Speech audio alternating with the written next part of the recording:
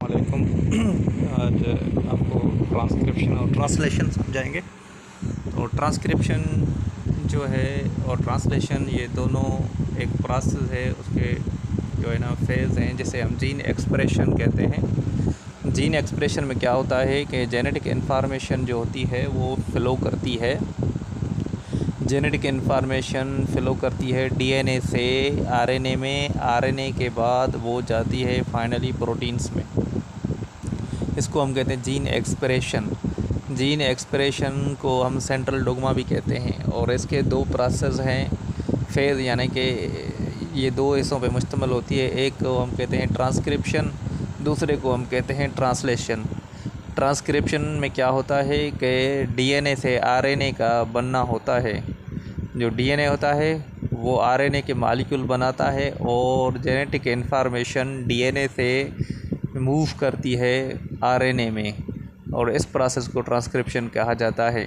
इसमें क्या होता है कि एक एंजाइम होता है जिसका नाम है आरएनए पॉलीमरेज़। वो आरएनए पॉलीमरेज़ आरएनए मॉलिक्यूल बनाता है और 3 किस्म के आरएनए के मॉलिक्यूल बनते हैं डीएनए से, जिसमें से एक हम कहते हैं ट्रांसफ़र आरएनए या टीआरएनए, दूसरा राइबोसोमल आरएनए और तीसरा मैसेंजर आरएनए एमआरएनए। तो ट्रांसफ़र आरएनए जो होता है वो साइटोप्लाज्म में जाता है और आरआरएनए जो होता है वो राइबोसोम बनाता है न्यूक्लियस के अंदर, और मैसेंजर आरएनए जो होता है वो जेनेटिक इन्फॉर्मेशन लेकर के साइटोप्लाज्म में आता है। जो मैसेंजर आरएनए होता है, जब वो फॉर्मेशन उसकी होती है तो उसे हम कहते हैं प्रीमेच्योर एमआरएनए। उसके पास 2 रीजन होते हैं, एक को हम कहते हैं इंट्रॉन, दूसरे को कहते हैं एक्सॉन। इंट्रॉन जो होता है वो नॉन कोडिंग सीक्वेंस होती है, यानी उसके ऊपर ना कोई भी नाइट्रोजन बेस नहीं होता है इंट्रॉन के ऊपर, यानी जैसे एडिनाइन, गुआनिन, थायमिन या और यूरासिल। थायमिन तो नहीं होती, यूरासिल और साइटोसिन ये वगैरह नहीं होते। जिस हिस्से पर ये नहीं होते उसे हम इंट्रॉन कहते हैं, और जिस हिस्सों पर ये nitrogenous bases adenine, guanine, uracil और साइटोसिन होती हैं उसे हम एक्सॉन कहते हैं या ट्रांसलेटेड रीजन कहते हैं। तो फिर क्या होता है कि एमआरएनए जो होता है न्यूक्लियस के अंदर कुछ एंजाइम हैं, जैसे राइबोजाइम एंजाइम वगैरह हैं, वो क्या करते हैं कि इसमें से एमआरएनए से इंट्रॉन को रिमूव कर देते हैं और बाकी एक्सॉन रह जाता है। तो इस तरह से इसमें से नॉन कोडिंग सीक्वेंस जो है वो ख़त्म हो जाती है और कोडिंग सीक्वेंस रह जाती है, यानी एक्सॉन रह जाते हैं, और इस तरह से ये आरएनए कहलाता है मैच्योर एमआरएनए।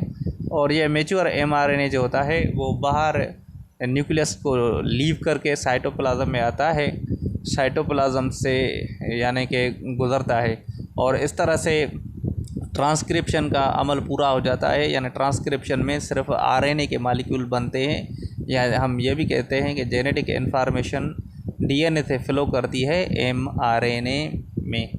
और जब एमआरएनए साइटोप्लाज्म में आता है तो वो राइबोसोम उसको साइड देते हैं, वो राइबोसोम से गुज़रता है, और टीआरएनए क्या करता है कि साइटोप्लाज्म में से अमीनो एसिड्स को पिक करता है और उनको लेकर आता है, और इस तरह से फिर जो है डिकोडिंग होती है, और इस तरह से साइटोप्लाज्म में राइबोसोम के अंदर पॉलीपेप्टाइड चेन बनती है। यानी पॉलीपेप्टाइड चेन क्या है कि 2 यानी अमीनो एसिड्स के मॉलिक्यूल आपस में ज्वाइन करते हैं और इनके अंदर एक लिंकेज बनती है जिसको हम पॉलीपेप्टाइड लिंकेज कहते हैं, और इस तरह से काफ़ी सारे अमीनो एसिड्स एक असेंबली में बन जाते हैं राइबोसोम के अंदर।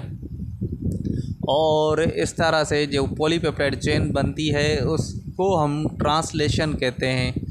फिर ये जो पॉलीपेप्टाइड चेन होती है ये मॉडिफाई होकर के प्रोटीन्स बनाती है, और इस प्रोसेस को हम कहते हैं ट्रांसलेशन। तो ट्रांसलेशन में क्या होता है, प्रोटीन्स की फार्मेशन होती है, या हम ये भी कह सकते हैं कि ट्रांसलेशन में पॉलीपेप्टाइड चेन की फार्मेशन होती है। तो ये दोनों प्रोसेस थे, ट्रांसलेशन एंड ट्रांसक्रिप्शन। तो ट्रांसक्रिप्शन न्यूक्लियस के अंदर होती है और ट्रांसलेशन साइटोप्लाज्म के अंदर होती है। ट्रांसलेशन जो होती है उसमें राइबोसोम रिक्वायर्ड होता है और ट्रांसक्रिप्शन में न्यूक्लियस रिक्वायर्ड होता है। अब ये जो ट्रांसलेशन होती है, इसमें से काफ़ी सारे प्रोटीन्स बन कर के वो डिफरेंट फंक्शन करते हैं बॉडी के अंदर। होप कि आपको समझ में आया होगा।